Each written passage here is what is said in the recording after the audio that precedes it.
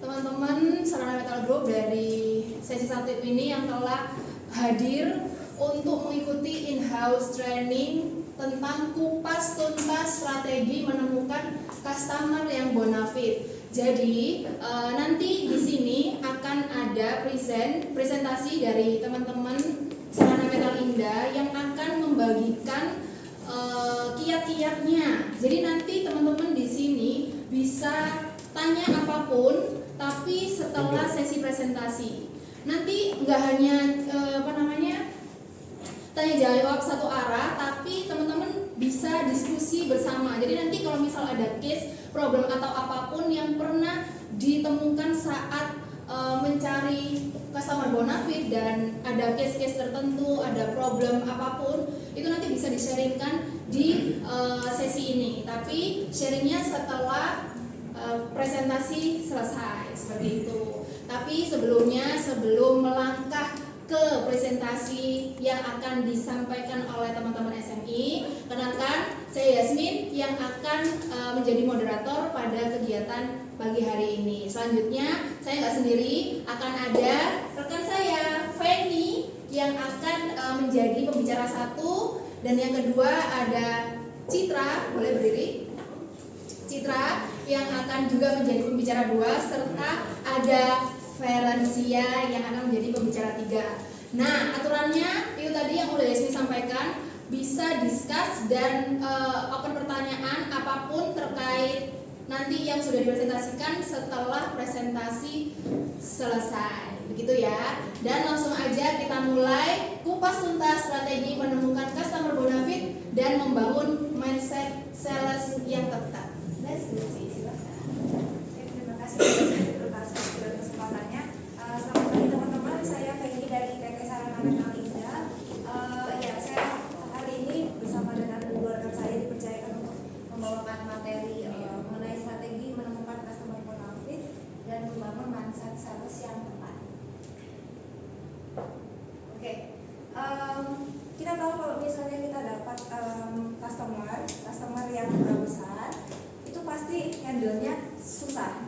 Kenapa? Karena mereka punya prosedur sendiri, sistemnya mereka sangat terstruktur, dan kita harus ikuti semua prosedurnya mereka supaya mereka itu puas lah untuk milih kita gitu. Karena nggak semua perusahaan sejenis perusahaan kita yang jual besi dan baja itu mau untuk repot buat ngendel customer yang seperti ini. Nah, returnnya apa? Returnnya tuh kita pasti bisa dapatin profit yang lumayan karena mereka istilahnya dalam tanda kutip tahu diri juga gitu. Mereka punya tuntutan yang tinggi, standar yang tinggi, otomatis mereka juga mungkin tidak terlalu melihat harga seperti itu ya.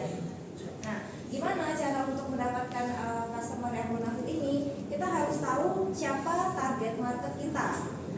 Dengan kita tahu siapa target market kita yang butuh besi baja dalam frekuensi yang besar dan rutin, kita bisa tahu nama-nama PT apa aja, lini bisnis apa aja yang bisa kita masukin dalam database kita. Nah, kemudian setelah kita sudah pilah nama-nama perusahaan dalam database kita mulai untuk approach-nya itu kita mencari PIC yang tepat. PIC yang tepat ini siapa? Tentunya procurement. Procurement ini mungkin kita bisa dapatkan WhatsApp-nya, atau mungkin kita bisa dapatkan emailnya. Nah, emailnya yang tepat itu ya email yang procurement@bla-bla-bla itu. Kadang kan kalau misalnya kita telepon, kita sering dapat email itu cuma info@bla-bla-bla. Nah, itu mungkin harus diolah kembali, harus ditelepon lagi supaya dapat WhatsApp atau email yang khusus untuk procurement-nya, seperti itu. Terus yang kedua, kita harus mengikuti prosedurnya mereka. Ada registrasi, terus kemudian penawaran, PO, dan delivery. Nah, nanti akan dijelaskan lebih detail. Saya jelaskan secara singkat aja untuk registrasi. Perusahaan besar tuh biasanya punya EPROC lah, sejenis EPROC itu untuk kita registrasi vendor baru. Nanti kita masuk ke sistemnya mereka, mungkin dari sana kita mungkin bisa ikut bidding juga, atau mungkin kita cuma registrasi aja, cuman untuk penawarannya tetap kita tektokan langsung sama procurement-nya. Terus yang nomor 2, penawaran. Kita ini kasih penawaran tentunya sesuai dengan spek dan ukuran yang diminta dan harga yang tepat.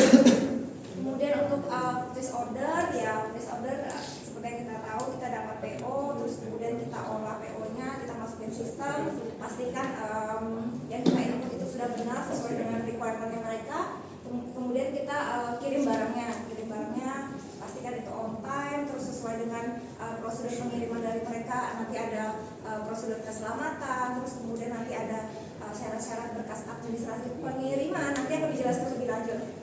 Kemudian yang nomor 3, after sales, setelah kita menjual, kita tentunya tidak langsung lepas tangan, kita menghandle lah komplain-komplain yang masuk, dan kita berusaha untuk solutif lah, untuk mencari solusi apapun masalah yang mereka dapati di lapangan. Kemudian yang keempat, kita akan membahas juga tentang mentality sales. Nah, mental seorang sales itu nggak gampang ya, karena kita ini pasti banyak mengalami penolakan ketika kita approach customer baru, seperti itu. Kemudian lanjut. Nah, database yang gimana sih yang oke ya? Oke. Perusahaan Bonafit itu perusahaan yang bisa cukup profit tinggi, terus juga high rate segment ini maksudnya ketika misalnya kita sudah mau order, kita kan pasti ajukan ke direksi ya, boleh nggak untuk customer ini pembelian dengan fasilitas termin. Nah, biasa kan direksi atau manajemen akan olah dulu datanya, oke atau enggak background checking untuk dikasih fasilitas termin. Nah, biasa kalau misalnya sudah Bonafit, peluang untuk di-approve pembayaran terminnya itu lebih besar dari manajemen. Terus kemudian payment flexibility. Nah, perusahaan besar itu pasti mereka ini punya beberapa cara lah untuk sistem pembayaran. Mungkin kalau mereka sudah besar, mereka dipercayakan bank untuk punya fasilitas SKPDN, atau mungkin punya mereka bisa buka giro, atau mungkin mereka juga bisa punya sistem fasilitas, dapat fasilitas seperti kredit pembiayaan modal kerja gitu dari bank tertentu. Nah, seperti itu fleksibilitas untuk perusahaan besar. Jadi tentunya akan lebih mempermudah kita untuk mendapatkan order-order yang besar dalam jangka waktu ke depannya. Kemudian untuk target market yang tepat, ini ada istilah namanya Blue Ocean dan Red Ocean Theory. Nah, Blue Ocean itu apa? Jadi Blue Ocean itu, saya jelaskan yang Red Ocean dulu ya. Jadi Red Ocean itu lini bisnis yang kita sudah tahu pasti butuh besi. Tentunya kita tahu kontraktor ya, terus kemudian engineering, fabrikasi gitu. Nah, untuk saat ini yang kita lihat lini-lini bisnis kontraktor, fabrikasi itu sudah banyak di-approach sama teman-teman kita, entah itu senior kita atau sesama rekan kerja kita atau mungkin grup sarana lain seperti itu. Nah, kalau misalnya kita terus bermain di Red Ocean ini, di lini bisnis yang itu aja, pastinya resikonya akan sering bertumburan. Oh, ternyata aku sudah approach ini, ternyata sudah pernah beli di PT ini. Nah, seperti itu. Nah, otomatis kan sia-sia ya kita approach dari awal, tapi ternyata ujung-ujungnya pas closing nggak bisa karena itu sudah punya orang lain. Nah, kita ini putar otak. Akhirnya kita tuh cari Blue Ocean. Blue Ocean itu lini bisnis yang nggak banyak orang tahu kalau sebenarnya lini bisnis itu tuh butuh besi. Nah, contoh perusahaan Blue Ocean itu apa, nanti aku jelasin. Terus kemudian yang high credibility. Nah, high credibility ini perusahaan yang seperti apa? Yang tentunya punya alamat yang jelas, punya websitenya yang jelas, yang .com bukan blogspot.com atau wordpress.com. Kemudian juga perusahaan ini responsif. Kalau misalnya kita telepon, line teleponnya tuh bukan yang langsung tuh nggak nyambung gitu, tapi diangkat, mungkin ada operatornya, terus kemudian mungkin punya ekstensi ya. Nah, itu perusahaan besar biasa kan line teleponnya sudah terstruktur seperti itu, mereka responsif untuk panggilan masuk. Terus kemudian mereka juga punya company profile yang jelas, punya histori perjalanan perusahaan mereka juga, terus list of project pengalaman mereka, portofolio yang mereka sudah pernah kerjakan itu udah jelas gitu. Oke, kita bisa lihat mereka dulu pernah kerjain proyek A, B, C, dan itu besar dan itu sudah berhasil.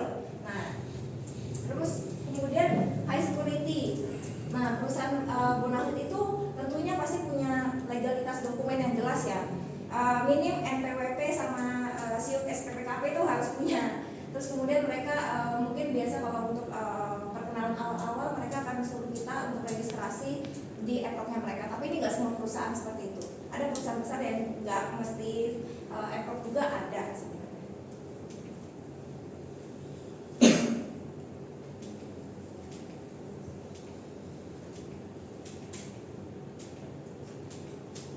Nah, ini yang tadi saya jelaskan tentang Blue Ocean, Red Ocean. Red Ocean ini ya kontraktor, engineering, perkapalan, EPC itu sudah sangat umum. Kita tahu ya pasti butuh besi dalam jumlah besar, frekuensinya juga rutin. Nah, Blue Ocean ini lini-lini bisnis yang sebenarnya bergeraknya nggak di bidang konstruksi atau fabrikasi, tapi mereka itu ada potensi untuk untuk butuh besi baja. Contohnya pertanian, manufaktur ini makanan, plastik, kayu, ekspedisi, VAC atau AC. Nah ini mungkin untuk yang pertanian mereka mungkin butuh buat maintenance mesin-mesin pertanian mereka bisa, atau mungkin mereka pengen buat gudang baru, ekspansi. Nah biasa butuh besi. Kalau pabrik juga untuk maintenance mesin, terus mungkin mereka mau buat plan baru atau bangunan baru, mereka butuh besi. Dan biasanya karena mereka kerja sama-sama kontraktor, terus pabrik itu tuh punya divisi purchasing sendiri, owner pabrik itu biasa mikir, oh ya daripada bahannya tuh dibeli sama si kontraktor yang aku nggak tahu bakal murah atau enggak, mending bahannya tuh dibeli sama procurementku sendiri, karena kan dia sudah punya divisi procurement. Nah itu mungkin bisa terjadi, pabrik butuh besi. Terus kemudian ekspedisi ini mungkin ya seperti kayak apa ya, pelayaran kontainer seperti itu, mereka sebenarnya butuh besi juga. Terus HVAC ya yang bangun buat AC itu sebenarnya mereka butuh.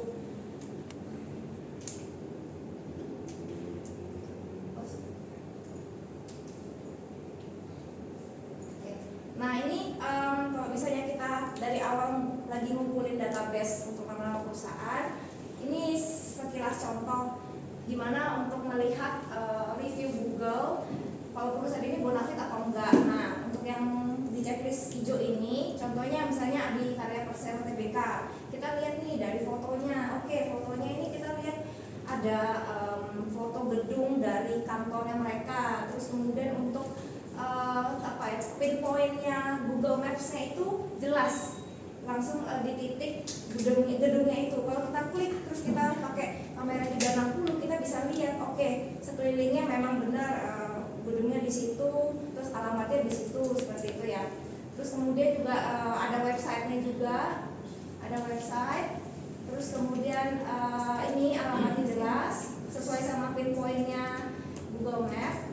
Terus kemudian juga untuk nomor teleponnya, kita lihat nomor teleponnya ada kode wilayahnya, bukan nomor telepon HP.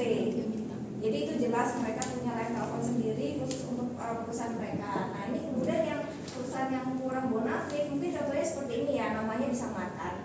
Nah kita lihat fotonya itu seperti foto-foto di rumah jadikan kantor. Terus kemudian untuk alamatnya kayak ada apa ya, ini ya kode-kode ini, terus juga nomor teleponnya, nomor telepon HP, terus juga di sini tidak ada websitenya. Nah, di sini kan ada websitenya, ini nggak ada websitenya. Udah jelas ini kurang bonafit ya. Mungkin kalau misalnya mau dicoba-coba approach nggak apa-apa, cuman udah pasti tidak di approve Tempo, kecuali kalau misalnya manajemen kita kenal sama ownernya dari perusahaan ini ya.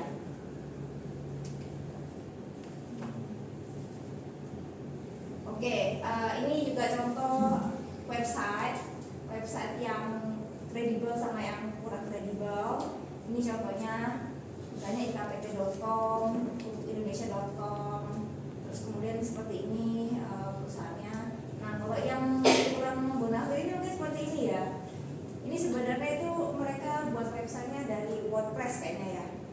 Ya ini di screenshot sama Citra beberapa ini contohnya. Oke. Ya ini contoh Epcot registrasi untuk awal kerjasama kita dengan perusahaan tersebut. Kita disuruh login mungkin buat akun, terus kemudian kita mungkin harus upload beberapa legalitas kita, SK Kumham dan lain-lain. Dan untuk teman-teman kalau misalnya ada permintaan seperti ini untuk login, terus kemudian kita isi legalitas perusahaan sarana metal, mungkin untuk berkas legalitasnya bisa minta sama direksi masing-masing ya, atau SPV masing-masing pasti mereka punya. Nah ini contohnya form registrasinya seperti ini, kita tinggal isi. Kemudian mungkin biasa di bagian akhir ini disuruh minta tanda tangan seperti itu.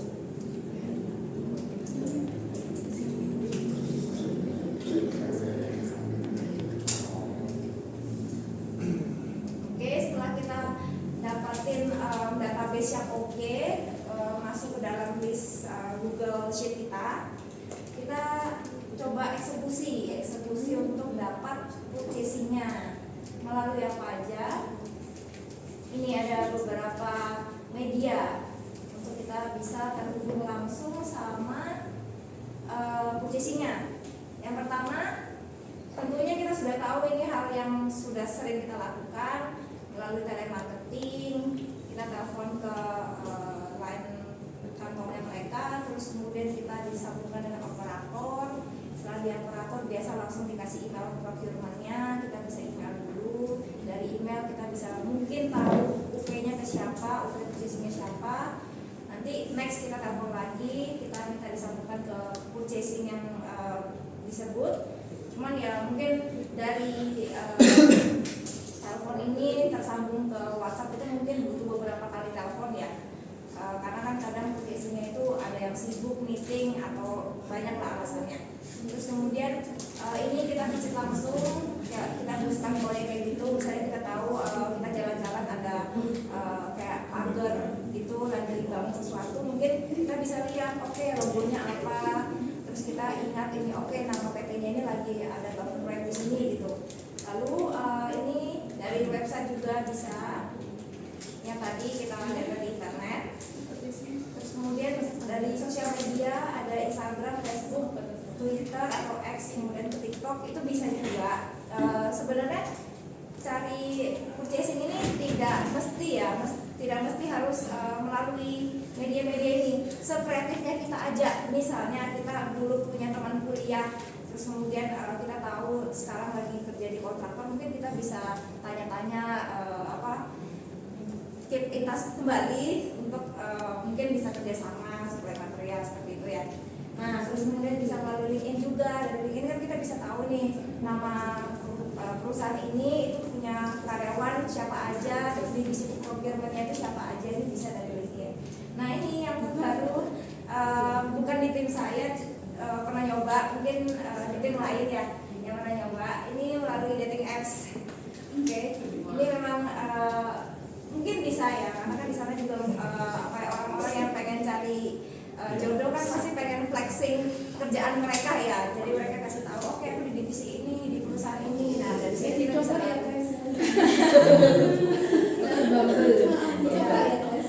Dari sana kita bisa tahu, mungkin ya sambil kenalan sama orangnya, mungkin bisa kerja sama juga di antar perusahaannya ya. Kita di sana metal, mereka di perusahaan yang itu gitu.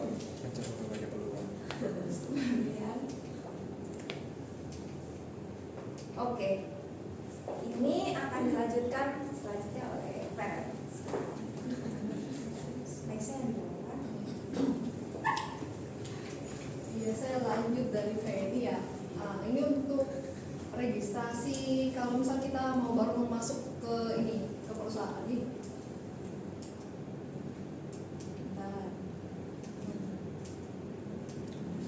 Nah, biasanya kita tuh kan disuruh isi dokumen kan, kayak NPWP, CIU, SPPK, BAP. ya itulah. Nah itu nanti bisa minta sama, kalau di kita di SMI sama Bu Yuli atau sama supervisornya masing-masing. Habis itu kalau misal kita ke customer paling kita cuma minta NPWP sih mostly kayak gitu. Habis itu kita juga harus aktif untuk approach purchasing. Jadi kayak istilahnya kita kan marketingnya nih, kita yang butuh orderannya mereka, jadi kita yang harus aktif ke mereka, jangan sampai mereka yang nge-follow kita gitu. Jadi kita yang harus tanyain terus. Nah terus sebelum kalian mengirimkan dokumen-dokumen legalitas ke customer, ini dulu minta tolong SPV kalian masing-masing juga untuk ngecek kembali apa yang kurang atau apa yang boleh kita kasih atau apa yang nggak boleh kita kasih. Apa yang kayak rekening koran 3 bulan dan gitu kan kadang ada yang harus ditutupi. Nah jadi tuh minta tolong sama finance atau sama supervisor masing-masing untuk ngecek lagi gitu. Jadi jangan langsung kita dapat apa langsung dikasih gitu, jadi mending dicek dulu.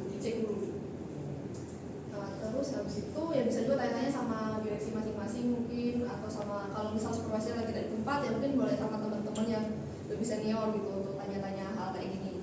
Habis itu marketing ya mungkin bisa di-save juga di laptopnya masing-masing untuk legal dokumen kita. Jadi kayak setiap mau registrasi nggak tanya-tanya terus gitu. Jadi kayak kalian juga punya sendiri datanya supaya mempercepat pekerjaan kalian juga.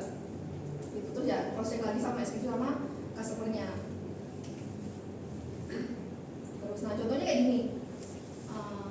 Ini untuk masuk PT apa ya nggak tahu aku. Jadi biasanya juga kita biasanya disuruh isi form sama kita masukin dokumen. Jadi kalau form ini bisa nanti dibantu sama supervisornya untuk isi. Biasanya nanya data umum, biasanya dia juga kayak tanya apakah sudah pernah punya pengalaman supply kemana kayak gitu-gitu. Jadi kayak kita juga ditanyain track recordnya kita supply kemana, bisa juga ditanyain gitu. Nah ya ini contoh aja sih, cuma nanti setiap perusahaan beda-beda ininya, beda-beda formnya, sama beda-beda juga yang mereka minta.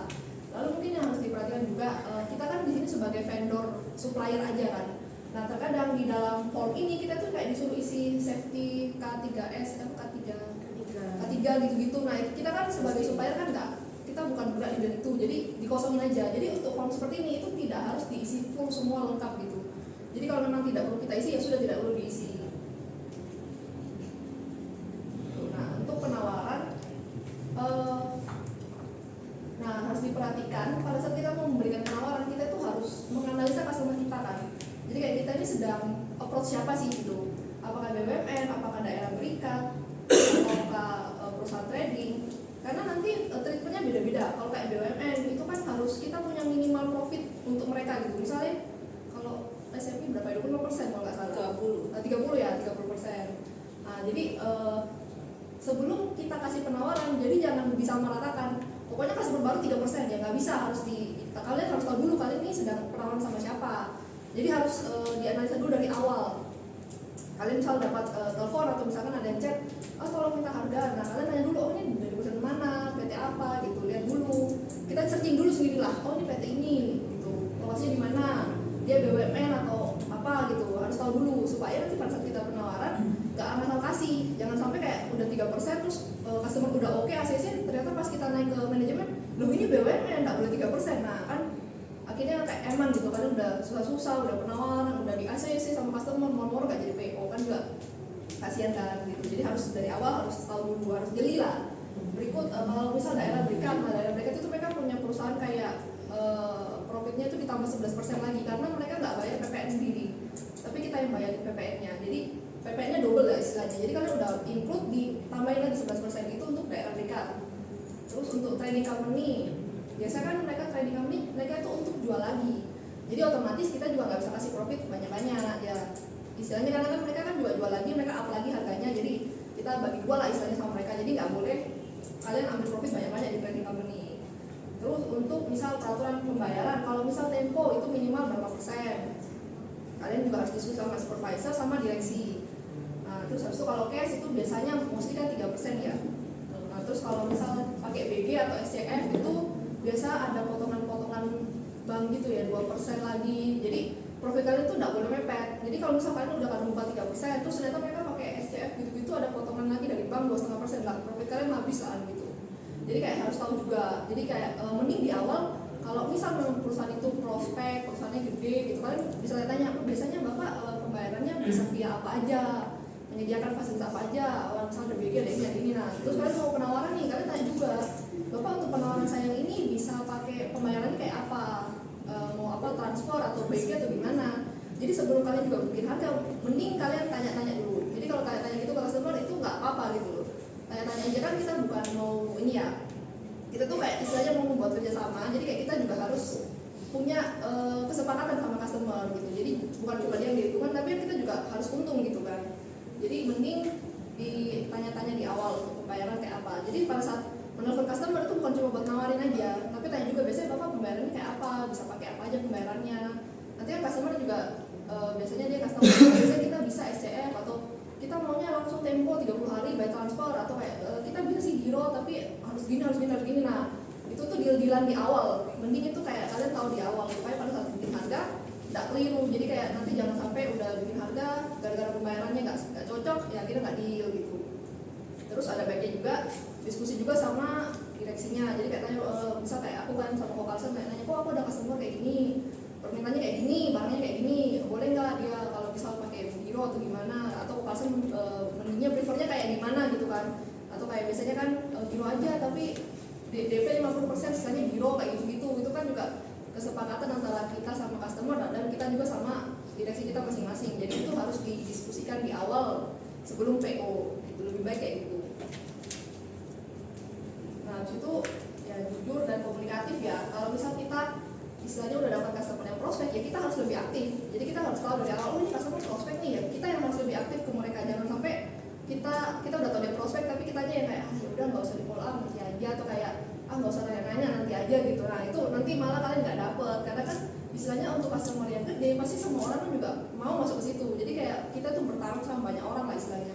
Kalau kita nggak aktif ya kita nggak dapat gitu.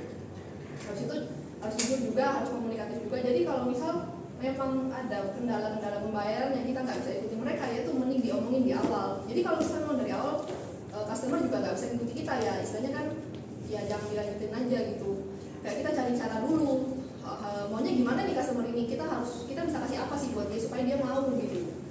Habis itu paham pricing strategi yang itu tadi. Jadi sebelum kalian membuat penawaran, alangkah baiknya kalian juga tahu ini customer apa sih yang sedang aku approach gitu. Nah, terus mungkin ini sedikit tips and trick ya. Yang pertama itu untuk saat membuat penawaran harus perhatikan spek, merek, dan ukuran. Jadi kalau misalkan ada customer banyak yang kayak cuma ngomong, Bu tolong harga UMP 100, udah tag, nggak ada quantity, nggak ada kayak ini minta statif atau gimana, kan UMP itu kan banyak yang banci kan. Jadi kayak ditanya dulu, langsung ditanya di awal aja, Pak ini butuh statif atau enggak, terus atau yang mau yang murah atau yang gimana, quantity-nya berapa, atau butuh merek apa. Nah itu ditanyain sebelum kalian buatin harga. Jadi jangan, kalau bisa jangan langsung buatin harga yang kalian ngide gitu. Jadi mending ditanyakan dulu kebutuhan di customer, karena jangan sampai mungkin ada pernah kejadian ya kayak orang beli UNP gitu. Dari awal dia nggak mau minta sertif, ya kan kita kasih lah yang murah, yang banci-banci gitu. Harganya murah masuk, dia beli, selesai barang dikirim, Bu mana sertifnya? Ya kan barang itu nggak bersertif ya.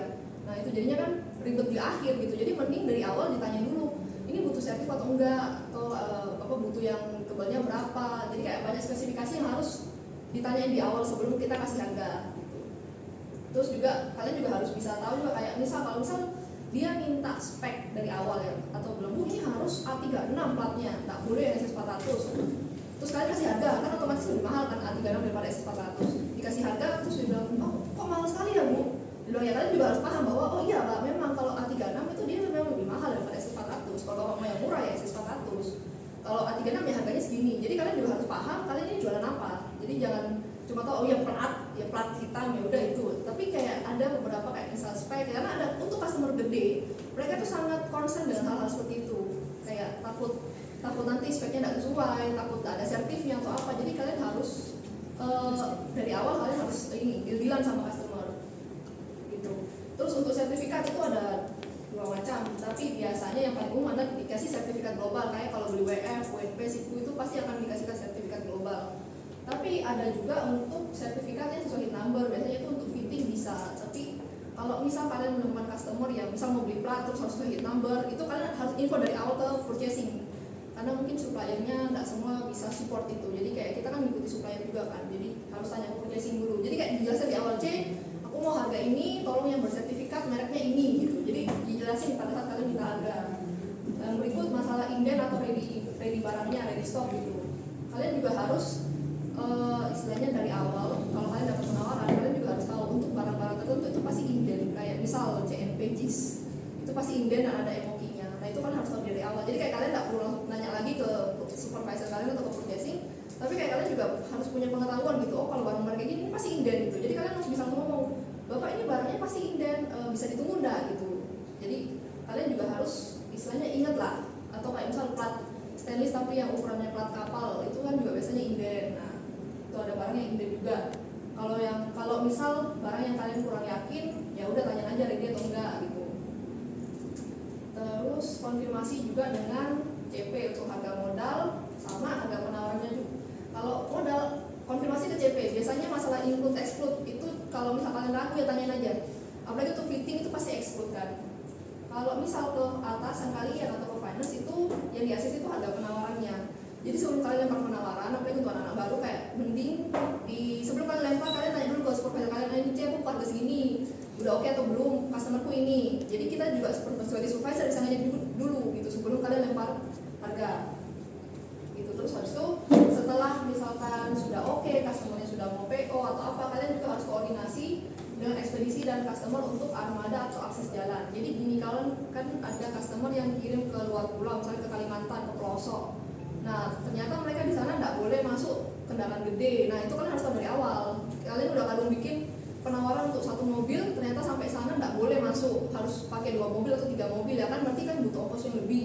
Nah itu kalian juga harus tanya dulu ke customer ini nanti jalannya gimana. Apalagi memang sebenarnya khusus untuk daerah-daerah yang luar pulau sih, kan kalau luar pulau kita nggak terlalu paham ya di sana medannya kayak apa. Kalau mungkin daerah Surabaya, daerah Jakarta kita udah paham lah kurang lebih. Mungkin untuk daerah-daerah yang jauh, terus misalkan kayak harus masuk kontainer. Nah kalau kontainer itu kan kayak kalau kontainer 20 feet itu kan nggak bisa masuk barang 6 meter. Nah itu kalian harus cek lagi, jangan sampai kalian barangnya 6 meter masuk kontainer ternyata nggak bisa nutup. Soalnya biasa kejadian kayak gitu, kayak aku pernah jual WF ya 12 meter kan, kontainer 40 feet, dalam pikiran kan 12 meter masuk lah, dan ternyata WF itu nggak pas 12 meter, dia agak lebih dikit, jadi kontainerku nggak bisa nutup. Nah masalah lagi gitu. Jadi itu harus ditanyain ke customer gitu. Kalau customer kalian nggak tahu bisa tanya ke ekspedisi, karena ekspedisi itu kadang juga mereka paham kok, kayak oh kalau kayak gini boleh nggak boleh kayak gini kayak gitu. Mereka kadang paham juga kok peraturan di jalan atau peraturan masuk proyek, kadang mereka paham.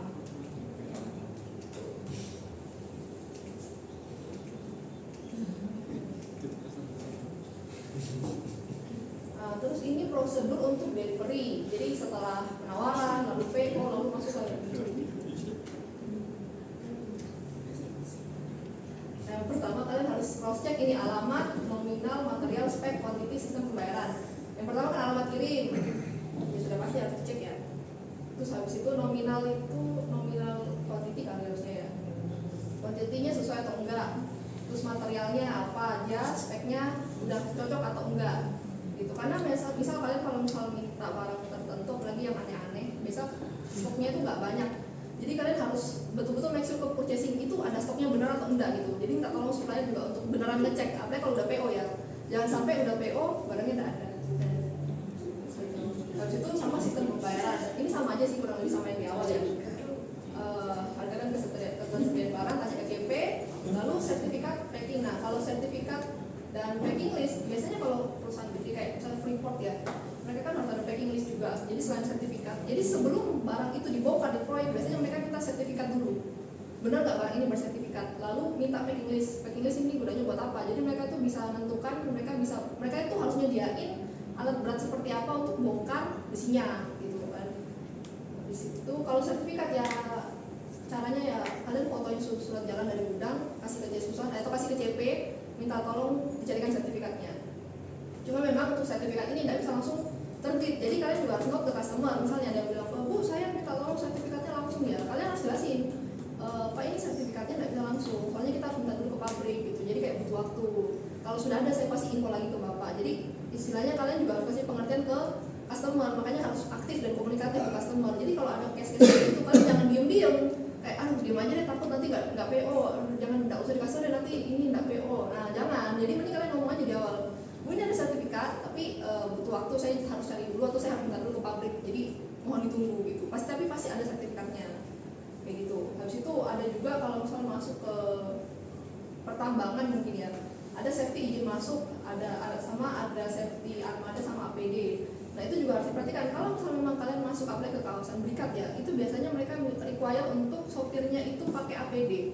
Jadi kalian harus notes juga ke ekspedisi, Pak ini nanti kirim ke sini harus ada APD ya Pak, apa lengan panjang, baju lengan panjang, celana panjang, helm ya, helm proyek, sepatu boots, terus sarung tangan atau kacamata itu harus ada. Jadi kan kalau misal ekspedisinya biasanya ekspedisi punya sih, cuma ada juga yang nggak punya, makanya kalian ya kalau sebelum pakai kasih DO kalian harus tanya dulu, Pak ini Bapak ada APD kan, soalnya masuk ke sini harus ada APD gitu. Habis itu kalau sebelum masuk juga juga biasanya mereka minta datanya armada, jadi kayak SIM-nya harus nyala kayak gitu-gitulah. Nah itu nanti kalian kontekannya sama ekspedisinya. Jadi tanyain semua ke ekspedisi, kalian lengkapin dulu semua kebutuhannya, baru nanti register ke customer. Habis itu saat input barang di ERP. Jadi kan kita punya ERP itu banyak, barangnya itu kadang sama namanya, kayak misalnya ada yang tulis plat 8, ada yang tulis plat 8 4x8. Nah itu kalian mending kasih masuk dengan data yang lengkap dan jelas, jadi ukurannya lengkap dan jelas gitu. Kalau misal tidak ada di master barangnya, kalian tulis di keterangan. Tapi ada juga beberapa customer, kayak customerku tuh dia tuh minta nama barangnya itu sesuai sama apa yang ditulis di PO. Nah itu bisa minta tolong Mas Candy untuk input gitu, atau Tunggu Ayu. Habis itu yang berikutnya lengkapi dan konfirmasi lagi. Jadi koordinasi dengan ekspedisi dan customer. Kayak tanya, Pak ini saya mau kirim besok, bisa diterima atau enggak? Kalau misal kita harus ngambil 4 gudang atau berapa gudang, otomatis kan butuh waktu lebih dari sehari kan. Itu kalian kasih tahu, Pak ini saya kayaknya enggak bisa kirim besok, saya bisa kirimnya lusa. Bisa diterima atau enggak? Bisa diterima sampai jam berapa? Itu harus ditanyakan juga ke customer.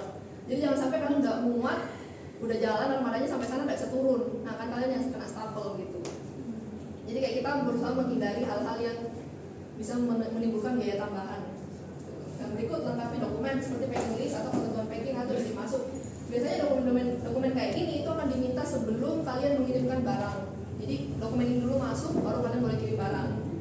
Habis itu cross check lagi ke ekspedisi, ke CP sama ke customer untuk pembelian itu.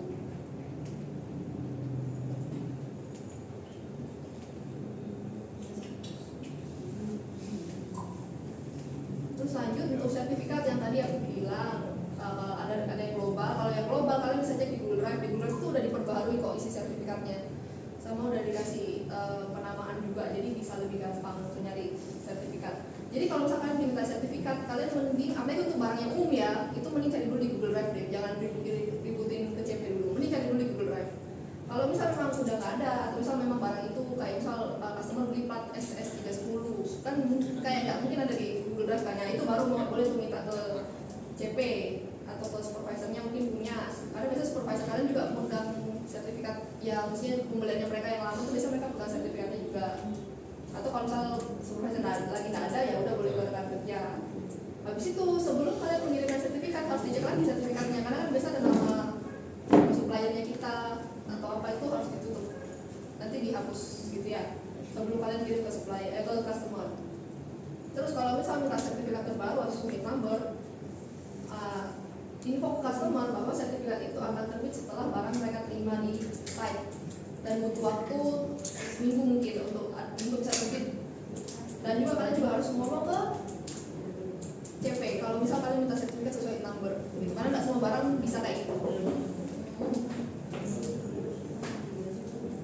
Nah ini contoh packing list, bukan contoh packing list, ini adalah contoh packing kalau misal masuk ke biasanya ke proyek-proyek gede, jadi harus di kayu. Nah untuk bikin kayak gini itu bisa minta tolong ekspedisi yang bikinkan. Kalau misal mereka nggak bisa, biasanya di pelayaran mereka bisa menyediakan cuman bayar gitu. Jadi kalian kalau biasanya aku tuh nanya dulu ke ekspedisi, kalau misal mereka bisa buatin ya udah mereka yang buatin. Tapi kalau misal mereka nggak bisa buatin, aku proses dulu ke, biasanya mereka yang kirim gini tuh kirim laut, harus naik ke kapal, makanya harus diginiin. Karena supaya mereka barang itu nggak goyang-goyang di kapal, makanya harus dikasih kayu atas bawah samping kiri kanan gitu. Jadi biasanya di pelayaran mereka tuh juga menyediakan jasa bikin kayak gini, cuma agak lebih mahal. Terus ini untuk packing listnya. Jadi biasanya customer yang di itu kalau mereka ada dua macam. Biasanya kalian bisa masukin di websitenya mereka, atau mereka buatin format, atau kalian yang bikin sendiri kalau mereka request. Kalau kayak customerku, aku yang bikin sendiri buat mereka. Karena ini harus ada. Jadi kayak istilahnya mereka sampai tiba barang di sana di site yang entah di mana, mereka harus lihat packing listnya dulu. Jadi mereka cross check antara packing list sama barang yang kalian kirim, benar atau enggak jumlahnya atau barangnya, tebelnya, apanya. Itulah gunanya packing list.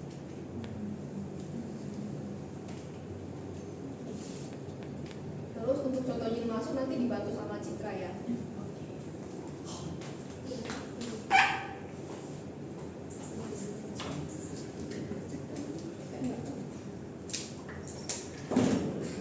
Oke, saya akan melanjutkan dari Jeff Highland. Ini contoh izin masuknya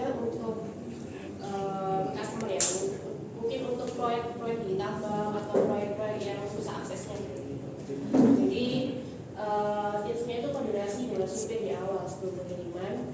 Lalu mungkin kalau ada ekspedisi yang tidak menyanggupi atau mungkin ekspedisinya tidak punya APD atau apa,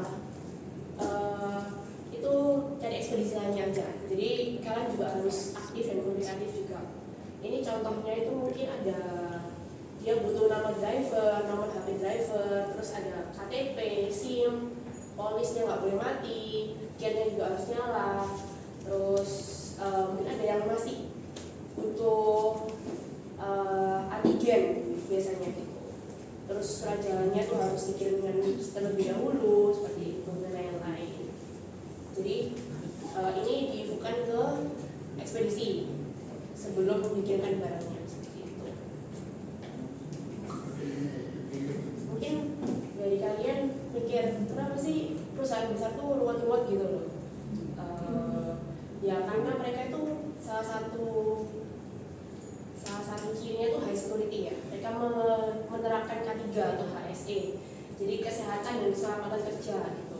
Health, safety and environment seperti itu. Kenapa kok mereka menerapkan K3 atau HSE? Karena mereka mereka tuh orang lapangan. Mereka orang lapangan yang sering berhadapan dengan alat berat gitu. Terus mereka juga menghadapi kondisi alam juga, misalnya tanahnya nggak rata atau gimana. Dan kenapa mereka juga menerapkan K3 ini? Ya karena supaya bongkar material kalian tuh aman tanpa resiko kecelakaan gitu. Terus barang tidak rusak, pecah atau patah. Jadi barang kalian aman, kalian bisa lanjut untuk ACC untuk invoice selanjutnya. Nah ini contoh untuk APD tadi yang sudah dijelaskan sama Cik Feren. Ini ada hal proyek, kacamata, ada vest juga, ada boots, ada sarung tangan juga, seperti itu, ada masker juga seperti itu.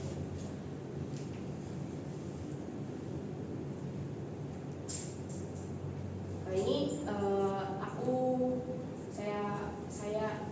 masukkan salah satu berita. Ini ada proses bongkar, mereka itu kena plat 2 ton langsung meninggal di tempat gitu. Padahal mereka udah pakai APD loh. Nah bayangkan kalau misalnya mereka itu nggak pakai APD gitu, tambah gimana lagi kondisinya gitu kan. Jadi APD itu untuk mencegah terjadinya kecelakaan kerja seperti ini. Ini nggak ditunjukin sih, cuma ya ini proses bongkarnya ini jatuh platnya gitu. Nah, langsung meninggal di tempat. Padahal udah pakai helm proyek, udah pakai APD gitu misalnya.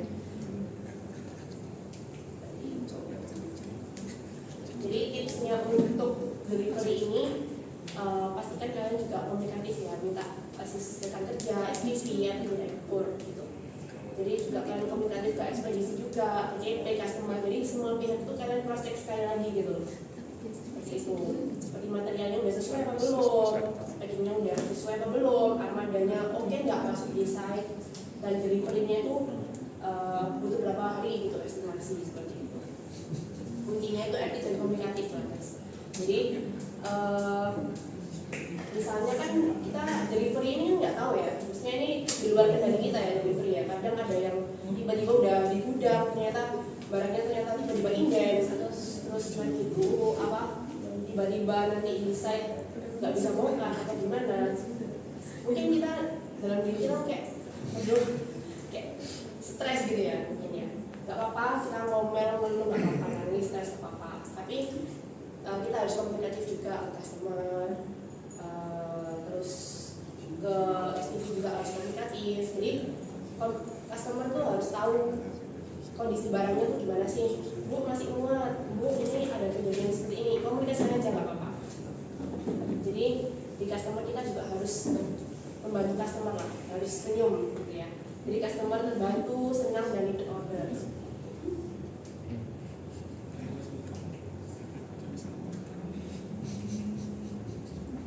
Nah ini after salesnya. After sales ini setelah kalian mengirimkan barang dengan aman seperti itu. Nah langkahnya itu apa sih? Jangan langsung dibacakan aja gitu. Kita harus info ke customer, bu ini barangnya udah sampai gitu, bu ini barangnya udah sampai, difotokan aja. Misalnya driver kan kirimkan foto bongkar ya, seperti itu. Terus kita untuk siapkan dokumen lengkap untuk invoice, kita tanyakan customer, bu ini untuk invoice proses penagihan butuh dokumen apa aja gitu. Jadi harus komunikatif juga. Jadi surat jalan, BAS-BAP ini berita acara penyerahan material, ya sertifikat harus lengkap, dokumentasi juga seperti itu. Jangan lupa untuk say thank you. Terima kasih Bu sudah dibantu. Kalau misalnya ada kendala Bu maaf ya ada kendala. Terima kasih sudah menunggu seperti itu. Terus ditunggu orderan selanjutnya ya Bu. Kalau ke Surabaya mampir ya. Kalau ada request lain saya bantu seperti itu. Jadi untuk customer service-nya kita di after sales itu harus penting juga gitu loh. Nah yang terakhir ini yang paling penting lah guys. Sebagai mentality, sebagai marketing sales di sarana mental indah. Yang pertama itu kita harus sadar, realize kalau kita ini marketing sarana mental indah, sarana mental group. Sarana mental group. Sorry.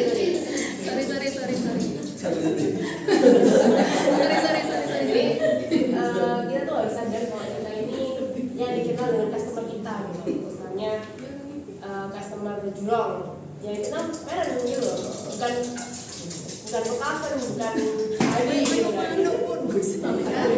Kok kayak anu burung gitu. Atau mungkin customer sayur roti atau yang gede-gede lainnya mungkin ya. Yang dikenal nih marketingnya bukan lokasi atau bukan ID gitu. Jadi kita harus sadar kalau kita ini wajahnya sarana grup seperti itu. Terus kita harus sadar setiap pekerjaan punya resiko. Resikonya kita tuh pasti stres, kan? Resikonya kita pasti mungkin meninggal gitu kan ya. Resikonya orang lapangan karena alat berat setiap hari gitu kan ya. Jadi kita harus sadar resikonya kita itu kena stres karena kita dealing with people every day gitu ya. Jadi caranya tuh kita harus cari cara gimana sih cara memanage stres kita masing-masing gitu. Mungkin ada yang nonton film atau jalan-jalan seperti itu. Terus yang kedua,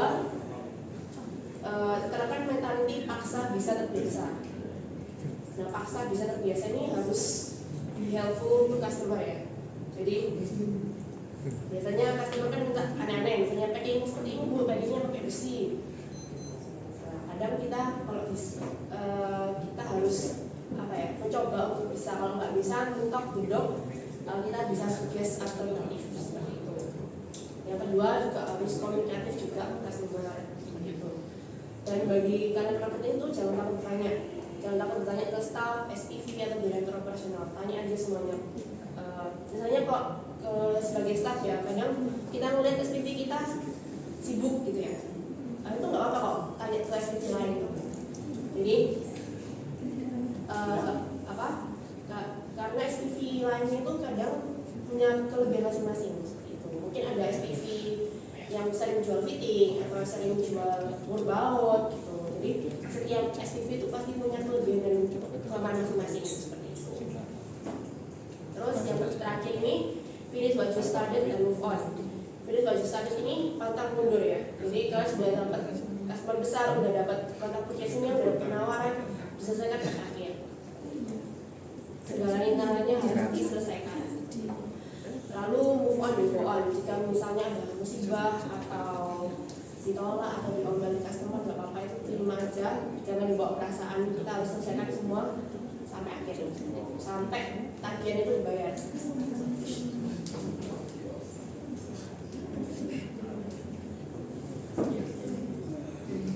Yang terakhir mungkin ada sedikit kata-kata ya.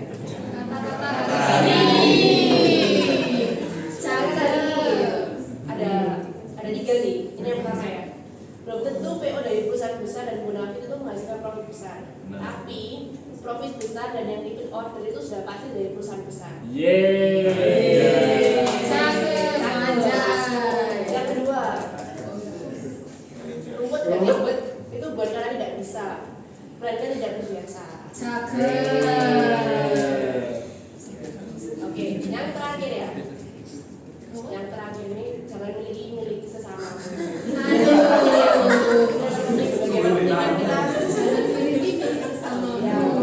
Dari ada sama satu orang ya udah kita cari rezeki yang lainnya. Terima kasih. Iya, kasih tepuk tangan dong.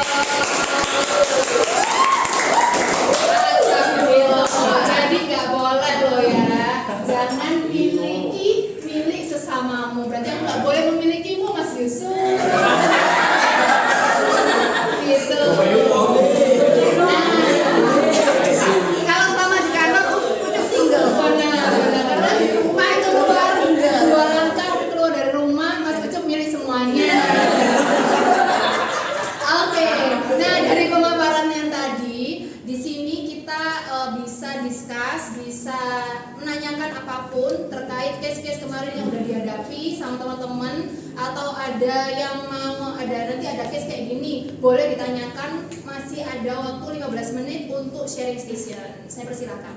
Dari Mas Ucup mungkin.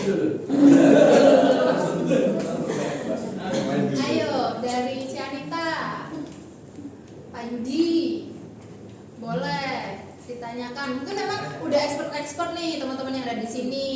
Tapi kalau kan juga ada nih teman-teman yang baru, mungkin juga boleh ditambahkan ilmunya atau disampaikan. Oh, yang tadi kayaknya kurang tepat deh, Yasmin. Aku tuh soalnya dapet case kayak gini gitu. Itu boleh banget. Jadi di sini kita bisa saling discuss, karena kemarin kan ini case-nya mungkin secara umum teman-teman juga hadapi, tapi mungkin dari teman-teman SMI, karena materi ini kita teman-teman SMI yang bikin juga mungkin bisa melengkapi case-case yang teman-teman sudah hadapi juga kayak gitu. Jadi harapannya saat ini teman-teman bisa kasih masukan atau pertanyaan atau apapun selagi waktu masih ada gitu, biar kita juga yang present di sini dapat ilmu juga gitu.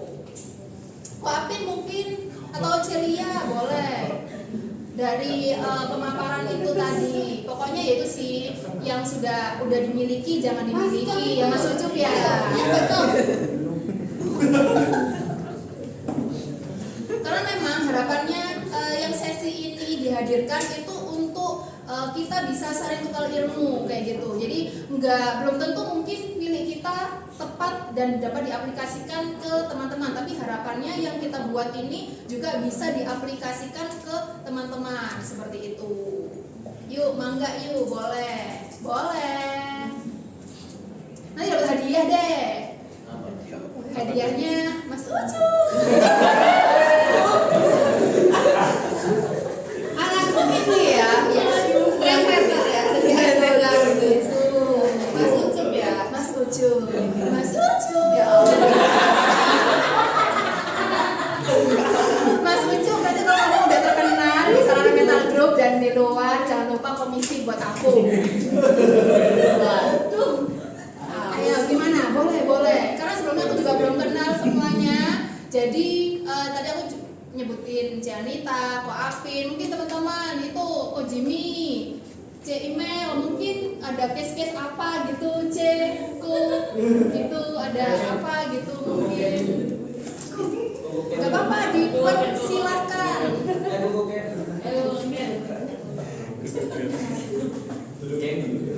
Nanti mumpung speakernya itu gratis gitu loh. Nanti kalau speakernya dari yang lebih expert bayar ya kan, kayak gitu. Oh ya, gimana Pak Sastra? Kalau nggak salah namanya Pak Sastra Budiman. Boleh. Kan nggak perlu dijemput kan ya. Coba boleh ya sendiri. Iya. Oh ya, ada yang bertanya nih. Kalau handphonenya CC-nya ya nanti aja lah. Gimana? Ayo ditanyain. Kalau nggak ditanyain ya wis lah, mulai aja ya. Enggak lah, ayo satu deh. Satu boleh. Atau ada yang belum dipahami boleh diulang lagi. Mungkin bahas juga kata-katanya juga boleh. Maksudnya apa tuh kayak gitu. Apa ada makna lain gitu kan? Boleh ditanyakan. Mumpung masih ada waktu. Ya kayaknya sih udah paham semua sih C. Tapi mungkin ada tambahan dari CC terkait apa namanya?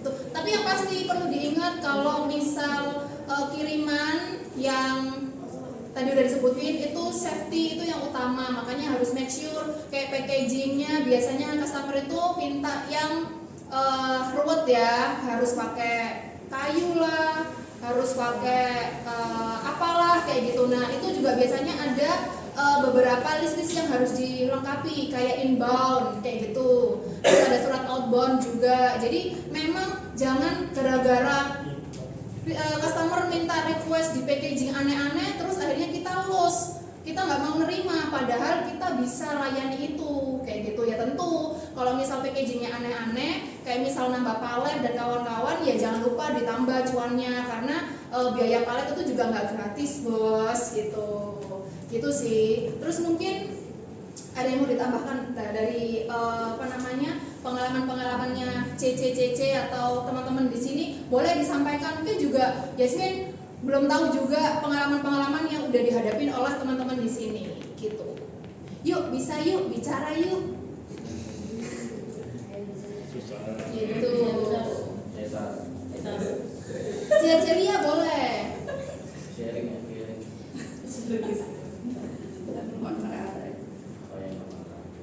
ya.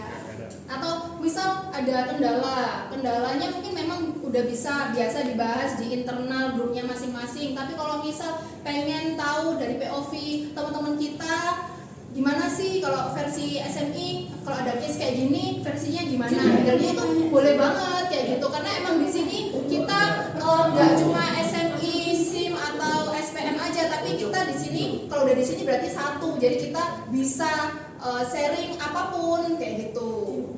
Ya, dari Natali. Ya, Natali boleh. Duduk aja ya. Iya, duduk aja.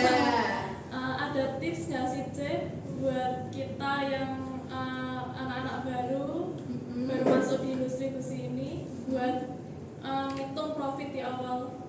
Soalnya kan kita sendiri nggak tahu pasangannya besi jenis A ini berapa gitu. Nah, kalau misalnya kita nentuin sendiri, nanti hitung-hitung sendiri, takutnya kan nggak masuk harganya gitu. Nah, ada tips atau enggak nih dari para eksekutif? Ya, oke, terima kasih Natali pertanyaannya, bagus banget, kasih tepuk tangan dulu.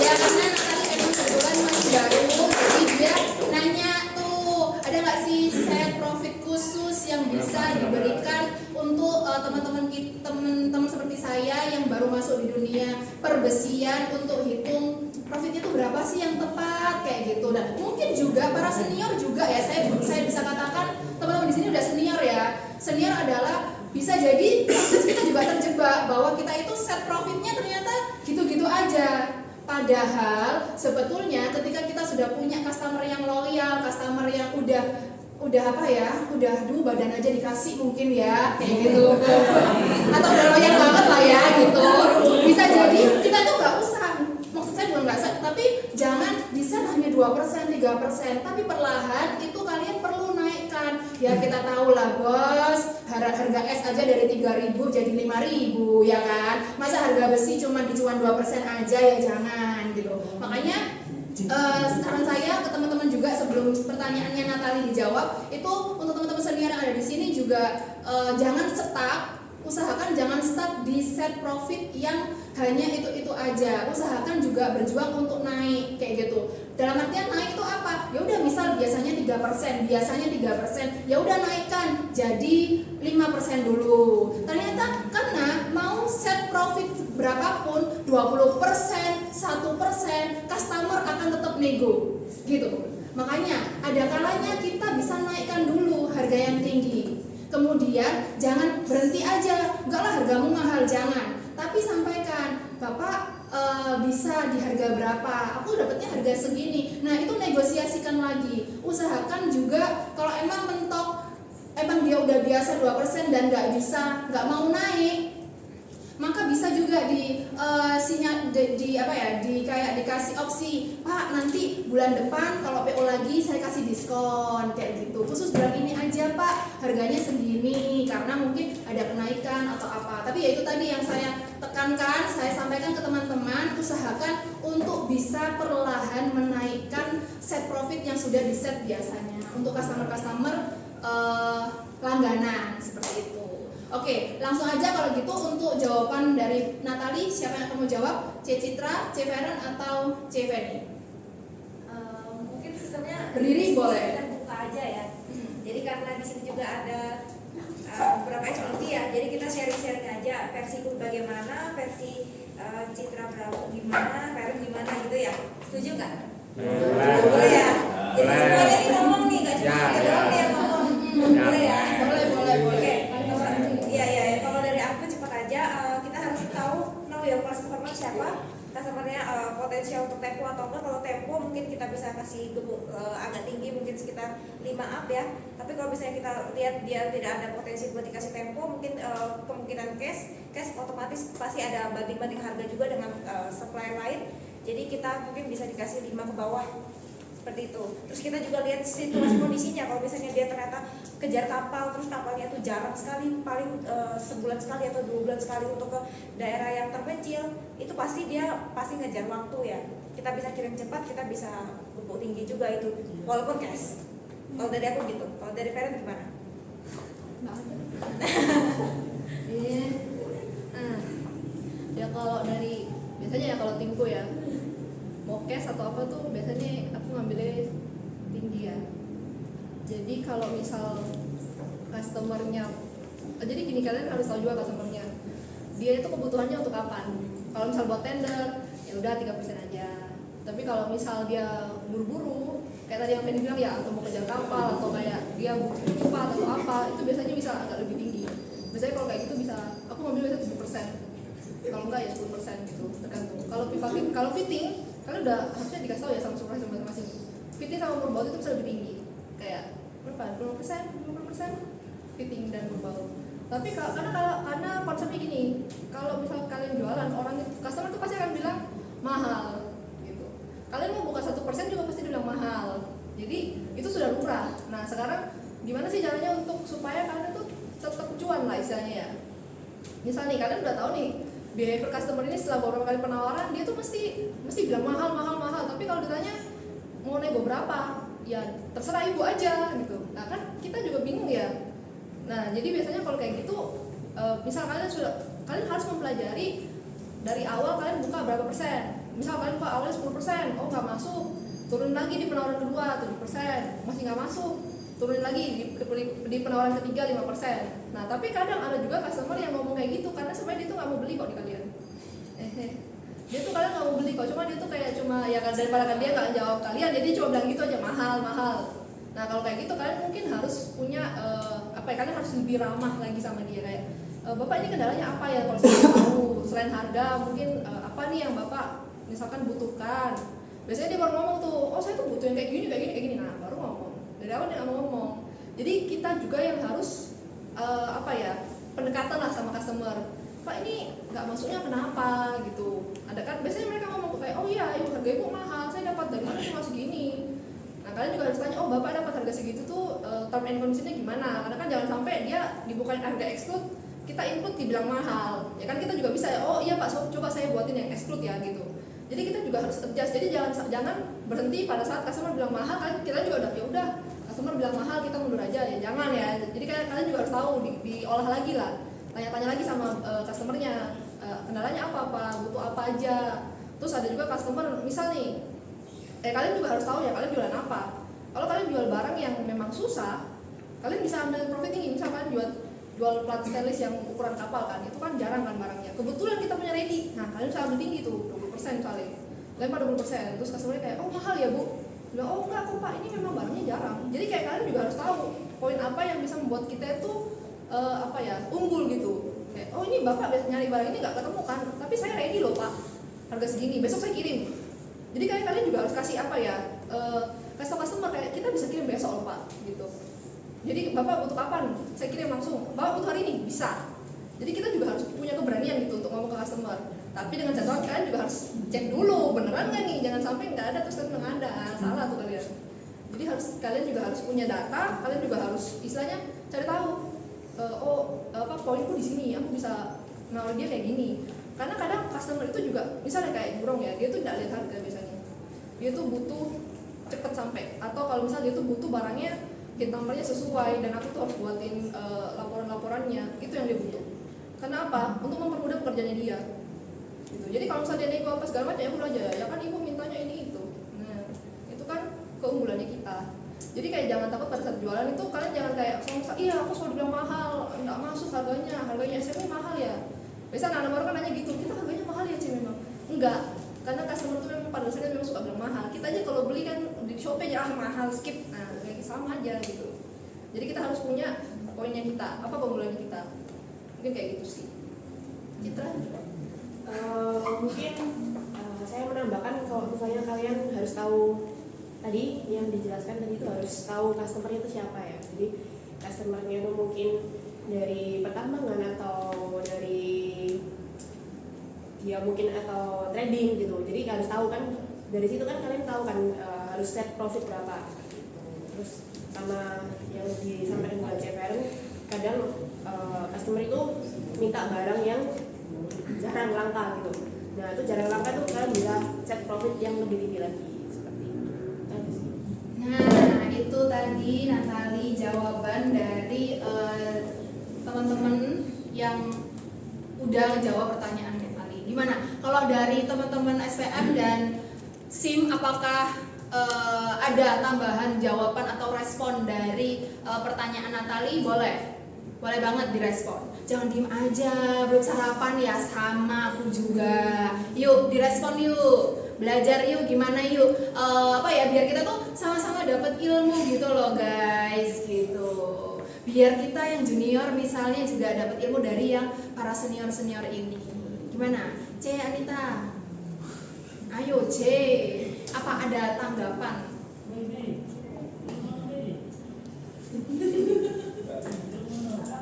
Ada set profit tertentu nggak sih C kayak gitu?